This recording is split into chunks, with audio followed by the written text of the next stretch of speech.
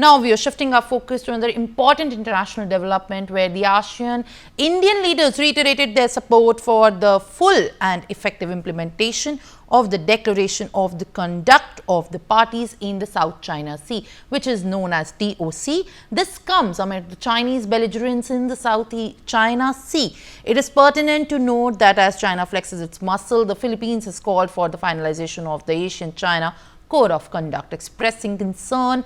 Now, the member states of the ASEAN-India, in a joint statement on the comprehensive strategic partnership for peace, stability and prosperity in the region in the context of the Asian outlook on the Indo-Pacific with the support of India's Act East policy, have reaffirmed the importance of maintaining and promoting peace, stability, maritime safety and security, freedom of the navigation and overflight in the region, and other lawful uses of the seas, including the unimpeded lawful maritime commerce, and to promote the peaceful resolutions of dispute in accordance with universally recognized principles of international law, including the 1982 UNCLOS and the relevant standards and recommended practices by the International Civil Aviation Organization and the International Maritime Organization.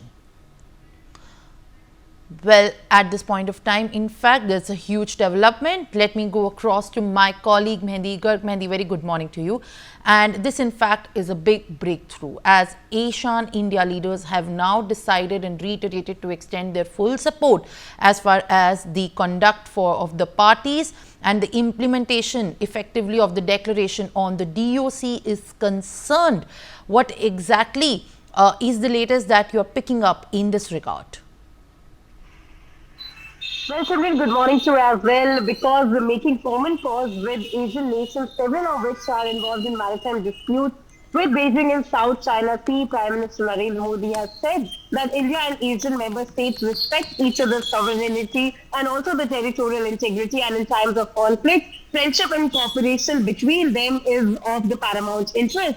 And also, while addressing the Indonesian summit at IOS, Prime Minister Modi has also said that the 21st century is the Asian country that belongs to the Indian and Asian nations and their relationship. And also, to enhance the connectivity and resilience, Prime Minister Modi proposed a 10-point plan that included doubling the number of scholarships at Nalanda University for Asian students, and also a review of Asian-India trade in goods, and also abide the agreement of 2025. And also he said that we are neighbors, as in the Asian countries are the neighbors and the past partners, and also the global south and the rapidly growing region in the world. It has been said by the Prime Minister. And also he mentioned that we are a peace-loving nation. India is a peace-loving nation that respects each other's national integrity and also the sovereignty. And we all, as in all the Asian countries, are committed to ensure a bright future for their youth. And also he mentioned that how the conflict and the tension in many parts of the world,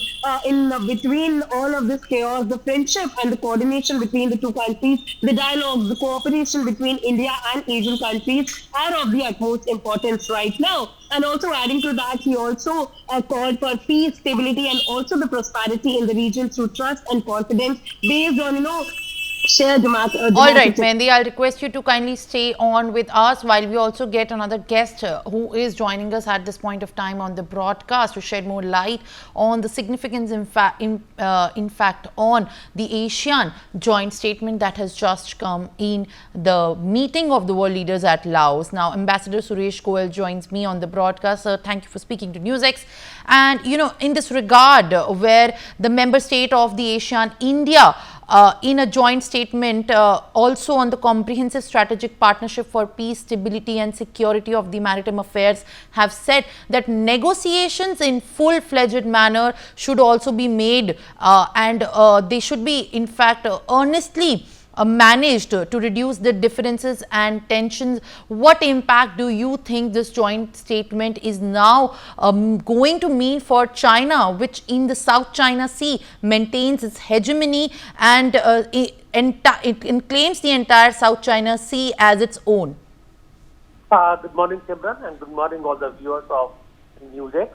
It's a very ambitious joint statement, and it's not just one joint statement. There have been three or four statements on the different issues which have come out of this meeting in Laos, in Vientiane, the country where I was posted a long time ago as ambassador, beautiful country. Now, the point here is that it's an ambitious statement, both in terms of the declaration of conduct and also in terms of the cooperation between India and ASEAN, whether it is artificial intelligence or disaster management, technologies. It's very forward-looking thing.